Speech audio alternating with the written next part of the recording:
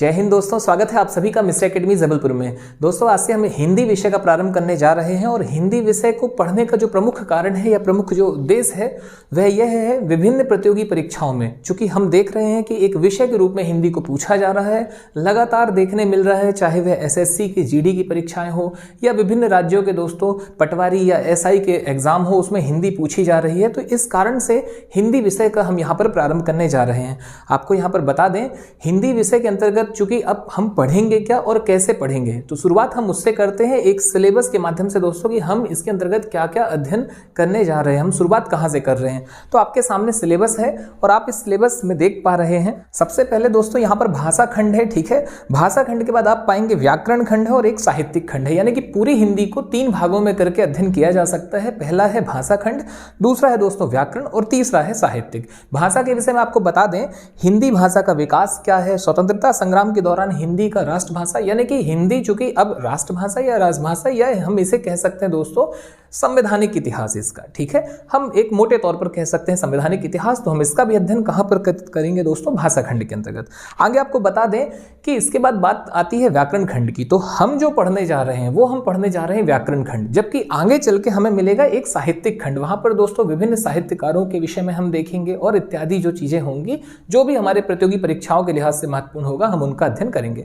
अभी ये शुरुआत हो रही है दोस्तों यहाँ पर व्याकरण खंड की। अब व्याकरण खंड के अंतर्गत भी हम पाते हैं कि इसे भी 4 भागों में बांटा गया है, ठीक है। और इन 4 भागों में हम पाते हैं, जो पहला है वह है वर्ण विचार, फिर शब्द विचार, उसके बाद वाक्य विचार और उसके बाद दोस्तों एक छंद विचार के रूप में हमें टॉपिक मिल रहा है और उसके अंतर्गत कुछ पॉइंट हैं। तो यहाँ पर दोस्तों हम आज व्याकरण की शुरुआत करने जा रहे हैं और व्याकरण के विषय में आपको बता दें, जो महत्वपूर्ण प्रश्न होगा वो सबसे पहले तो हमें देखने मिलेगा कि भाई व्याकरण का शाब्दिक अर्थ क्या है। तो हमें देखने मिल रहा है दोस्तों विधन आकरण जो है इसका शाब्दिक अर्थ है, और अब इसका भी क्या अर्थ है यहाँ पर यदि हम देखें तो हमें देखने मिलता है विग्रह या विश्लेषण। अब ये तो बात हुई शाब्दिक या किताबी, ठीक है, कि उसमें क्या लिखा हुआ और हमें प्रश्न के रूप में कैसा देखने मिलने वाला है। सबसे महत्वपूर्ण जो है वो ये है कि हम चीजों को समझें कि भाई समझने में ये कैसी है, हम इसे कैसे आसान भाषा में समझ सकते हैं। तो यहाँ पर हमें देखने मिलता है दोस्तों भाषा के शुद्ध रूप को, ठीक है, बहुत महत्वपूर्ण है। भाषा के शुद्ध रूप को या शुद्ध रूप का बोलने, पढ़ने और लिखने के लिए, ठीक है, जिसका प्रयोग होता है, जिसका ज्ञान आवश्यक है, उसे कहते हैं दोस्तों व्याकरण। मतलब व्याकरण क्या है? व्याकरण वह विद्या है या विद्या है दोस्तों जिसके माध्यम से हम क्या कर रहे हैं, हम बोलने, पढ़ने और लिखने का एक सुव्यवस्थित कार्य कर रहे हैं। और आगे दोस्तों आप एक इमेज के माध्यम से भी यहां पर देख सकते हैं, यह बहुत महत्वपूर्ण है। जिस विधा से किसी भाषा के बोलने लिखने के नियमों की व्यवस्थित पद्धति का ज्ञान होता है उसे व्याकरण कहते हैं। इस प्रकार व्याकरण भाषा की व्यवस्था को बनाए रखने और उसके शुद्ध एवं अशुद्ध प्रयोगों पर ध्यान देता है। तो यह बात हुई दोस्तों व्याकरण की कि एक्चुअल में व्याकरण क्या है, ठीक है। हम जो प्रयोग कर रहे हैं सामान्य तौर पर यह है दोस्तों व्याकरण। आगे आपको बता दें जो महत्वपूर्ण है वो ये है कि भाई यहां पर हमने देखा कि भाषा के शुद्ध रूप। अब भाषा की जब बात आ रही है तो हम यहां पर थोड़ा सा भाषा को देख लें कि आखिर ये भाषा क्या है। तो भाषा दोस्तों क्या है, इसे हम आसान भाषा में समझ सकते हैं और वह यह है दोस्तों कि चूंकि मनुष्य एक सामाजिक प्राणी है, जैसा कि अरस्तु जी ने कहा हुआ है, और अब सामाजिक प्राणी है तो इसका जो विकास है, जो डेवलपमेंट है दोस्तों, वो चाहे मानसिक हो या चाहे शारीरिक हो, वो समाज में ही होता है। तो हम जिस समाज में रह रहे हैं, ठीक है, वहां पर हम अपने मानसिक विचारों को अभिव्यक्त करने के लिए जिस माध्यम का प्रयोग करते हैं उसे कहते हैं दोस्तों भाषा। तो भाषा क्या हुई यहाँ पर कि भाई हम अपने मानसिक विचारों को या अपनी जो भी अभिव्यक्ति है उसे अभिव्यक्त करने के लिए, ठीक है, यानी हम यहाँ पर क्या कर रहे हैं दोस्तों, हमारे जो कन्वर्सेशन हो रहा है उसमें जो संचार का माध्यम है वो है यहाँ पर क्या, भाषा। ये सबसे आसान भाषा है, ठीक है। सबसे आसान भाषा में दोस्तों भाषा को हम कुछ ऐसे ही समझ सकते हैं। और अब आगे यदि बात की जाए कि भाई इस भाषा के विषय में कि भाषा के प्रकार कितने हैं या इत्यादि चीजें, तो ये सब हम पढ़ेंगे भाषा खंड में, ठीक है। लेकिन यहाँ पर हम इसके विषय में दोस्तों यदि सरसरी निगाह से देखें तो हमें देखने मिलता है कि भाषा शब्द की उत्पत्ति संस्कृत के भाष धातु से हुई है, एक ये बात हुई। और दूसरा भाषा का भी शाब्दिक अर्थ क्या है, तो भाषा का शाब्दिक अर्थ है बोलना या कहना। ये बात वही आ गई दोस्तों कि मनुष्य एक सामाजिक प्राणी है, जैसा कि अरस्तु जी ने कहा है, और इसका जो विकास है वो समाज में ही हो रहा है। और जिस माध्यम का प्रयोग कर रहे हैं हम कन्वर्सेशन के लिए, ठीक है, अपने मानसिक विचारों को अभिव्यक्त करने के लिए एक दूसरे से हम जिस माध्यम का प्रयोग करते हैं उसे हम कह रहे हैं दोस्तों भाषा। और हम कहते हैं भाई हम बोल कर, कह कर, लिख कर या संकेत के माध्यम से हम हम इसका जो अपने मानसिक विचार हैं उसका आदान प्रदान करते हैं। अब आगे बात की जाए यहाँ पर दोस्तों भाषा के प्रकारों की, कि आखिर भाषा के प्रकार कितने हैं, तो हमें यहाँ पर देखने मिलता है कि भाषा के प्रकारों की संख्या है दोस्तों 3, ठीक है, मौखिक भाषा, लिखित भाषा और सांकेतिक भाषा। इसमें सबसे महत्वपूर्ण जो है दोस्तों वो आपको यहाँ पर बता दें, यहाँ महत्वपूर्ण यह है दोस्तों कि यहाँ एक सीधा प्रश्न पूछा गया है MPSI वर्ष 2017 की परीक्षा में कि भाषा के कितने प्रकार हैं, ठीक है। तो भाषा के दोस्तों प्रकारों की जब संख्या पूछी जाए तो आपको उत्तर चयनित करना है कि भाषा के दोस्तों कितने प्रकार हैं। तो भाषा के 3 प्रकार हैं, कौन कौन से, मौखिक, लिखित और सांकेतिक। आप एक प्रश्न भी दोस्तों साइड में देख पा रहे हैं कि वह प्रश्न किस वर्ष पूछा गया और प्रश्न कैसा है। तो प्रश्न जब आप देखते हैं दोस्तों तो आप पाते हैं कि भाषा के 3 रूप के विषय में पूछा गया है कि कौन कौन से 3 रूप हैं, और एक बार संख्या भी पूछी गई कि संख्या कितनी है। अब आपको यहाँ पर बता दें कि आखिर यह मौखिक क्या है, लिखित क्या है, सांकेतिक क्या है, इनसे और प्रश्न क्या बन सकते हैं, तो वो उसका अध्ययन दोस्तों भाषा खंड के अंतर्गत होगा ही होगा। फिर भी यहाँ एक सरसरी निगाह से यदि हम देखें तो यहाँ हमें समझना है दोस्तों मौखिक क्या है, वह भाषा जिसे हम क्या करते हैं दोस्तों, कहकर, बोलकर, अर्थात मनुष्य, इसे यदि हम एक परिभाषा के रूप में देखें तो हम कह सकते हैं कि मनुष्य जब अपने मानसिक विचारों को बोलकर अभिव्यक्त करता है तो वो क्या कहलाएगी, आपकी मौखिक भाषा। और जब दोस्तों वो क्या करे, ये सबसे आसान भाषा है, आपको तनाव नहीं लेना है, आपको नोट डाउन नहीं भी करना है तो भी आपका काम यहाँ पर चल जाएगा। लिखित भाषा के विषय में दोस्तों क्या है, जब हम किसी चीज को लिखकर, ठीक है, हम उन ध्वनि संकेतों को या अपने द्वारा कही गई जो भी हमारी बात है दोस्तों, जो हमने बोला है, कहा है, सुना है, हम उसे जब लिखते हैं तो वो लिखित भाषा हो गई। और इसके बाद यदि हम बात करें दोस्तों तो संकेतों ही संकेतों में बात का होना, ठीक है, या अपने मानसिक विचारों को संकेत के माध्यम से अभिव्यक्त करना सांकेतिक भाषा कहलाती है। सांकेतिक भाषा दोस्तों अर्थात मान लीजिए आप और आपका फ्रेंड, अब ऐसा अक्सर हुआ है, क्लासरूम में बैठे हैं, अब हमें बाहर जाना है या मान लीजिए कहीं भी जाना है तो हम इशारों में बातें कर रहे हैं, ठीक है, हमने कहा और, मतलब हम और बोल रहे हैं क्या हालचाल है के लिए, या मतलब चलें बाहर, तो ये क्या है, संकेत है, या संकेत कि बाहर चलने के लिए, है ना। तो ये कौन सी भाषा हो गई दोस्तों, ये भाषा हो गई आपकी सांकेतिक भाषा। अगली बात दोस्तों जो महत्वपूर्ण है वो ये है कि भाई जो मौखिक या सांकेतिक है इसका कुछ भी स्थायित्व नहीं है, अर्थात ये स्थायी नहीं है, ये कैसी है, अस्थायी है। जबकि जब हम बात करते हैं दोस्तों लिखित भाषा की तो अब जो लिख दिया गया है वो स्थायी हो गया। तो लिखित भाषा कैसी भाषा हो गई दोस्तों, स्थायी भाषा हो गई। मैं आपसे फिर से यहाँ पर कहूँगा 2 प्रमुख बातें हैं दोस्तों जो आपसे साझा करना चाहूँगा, वो ये है, यदि आपको शब्द नहीं दिख रहे हैं तो आप तनाव मत लीजिए, मैं जो बोल रहा हूँ वो आपको समझ में आ रहा होगा। और दूसरा, यदि आप बोर हो रहे हैं तो बोर मत होइए, ये ऐसा सेगमेंट है जहाँ पे जब शुरुआत होती है तो थोड़ी सी तो बोरियत है, ठीक है। थोड़ी सी बोरियत इसलिए है क्योंकि ये ऐसे शब्द हैं, ऐसी चीज़ें हैं जिन्हें हम पहली बार सुन रहे होते हैं, ठीक है। लेकिन हमें तनाव नहीं लेना, हमें बोर नहीं होना है, क्योंकि ये एक प्रश्न के रूप में पूछे गए हैं और पढ़ना तो पड़ेगा ही, तो पढ़ाई बढ़िया से कीजिए। आगे लिखित भाषा, लिखित के बाद अब बात की जा रही है दोस्तों एक और महत्वपूर्ण कि लिखने में हम जिस प्रारूप को अपनाते हैं, अब बोलने और संकेतों में तो प्रारूप नहीं, लिखने में हम जिस प्रारूप को अपनाते हैं दोस्तों उसे हम कहते हैं लिपि। और जैसा कि हम जानते हैं हमारी भाषा है हिंदी और हमारी लिपि है देवनागरी। तो यहाँ पर बात होती है लिपि की, भाषा की, और देवनागरी आपकी लिपि की। अब हम बात करते हैं दोस्तों भाषा को लेकर के कुछ अन्य महत्वपूर्ण बिंदुओं की। यहां से आपका प्रारंभ होगा व्याकरण का दोस्तों, ठीक है। अब एक्चुअल आप जा रहे हैं व्याकरण की ओर। भाषा के विषय में आपको बता दें कि भाषा की सार्थक इकाई है वाक्य, और भाषा की सबसे छोटी इकाई है दोस्तों वर्ण या ध्वनि। वर्ण या ध्वनि। अब वर्ण के विषय में यदि आपसे बताएं तो वर्ण क्या है दोस्तों, वर्ण है जो हम लिख रहे हैं, और ध्वनि क्या है, जो हम बोल रहे हैं। यानी कि मौखिक भाषा की सबसे छोटी इकाई ध्वनि, और लिखित भाषा की दोस्तों सबसे छोटी इकाई कौन आपको मिल रहा है, वर्ण यहां पर देखने मिल रहा है, ठीक है।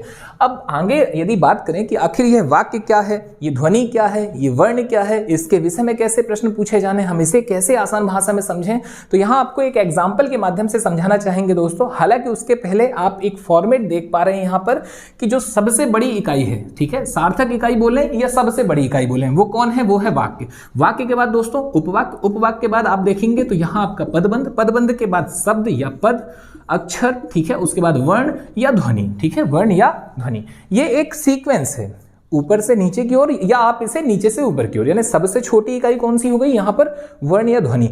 अब हम इसे एक एग्जाम्पल के माध्यम से समझते हैं। एग्जाम्पल की यदि हम बात करें दोस्तों तो एग्जाम्पल यहाँ सामने है आपका, ये आपका एक वाक्य दिया हुआ है, ठीक है, आपका एक वाक्य है जिसमें लिखा हुआ है, मर्यादा पुरुषोत्तम राम को नहीं पता था कि भरत पीछे पीछे आ रहे हैं। जैसा कि हम सभी जानते हैं राम भगवान जब वनवास की यात्रा पर गए तो सबसे ज्यादा जो दुखी हुए वो थे उनके छोटे भाई भरत, और फिर भरत जी पीछे पीछे गए, उनका पीछा करते हुए, देखते हुए कि कहाँ पर हैं, कैसे हैं, है ना मेरे बड़े भैया। तो उसी के विषय में एक वाक्य है कि मर्यादा पुरुषोत्तम राम को नहीं पता था कि मेरे जो छोटे भाई हैं भरत वो मेरे पीछे पीछे आ रहे हैं। अभी इस वाक्य में आप देखेंगे दोस्तों ये पूरा क्या है, तो ये पूरा है आपका एक वाक्य। आगे यदि हम बात करें दोस्तों तो यहाँ पर हमें देखने मिलता है कि भाई इसमें दो उपवाक्य हैं, ठीक है। ये जो बड़ा वाक्य है ये दो छोटे छोटे वाक्य, दो जो जहां से दोस्तों क्या हो रहा है, आप कनेक्ट कर रहे हैं, वहां से क्या कनेक्ट कर रहे हैं, आप दो वाक्यों को कनेक्ट कर रहे हैं, ठीक है। तो आप अलग भी कर सकते हैं कि ये दोनों कौन है, ये दोनों उपवाक्य हैं।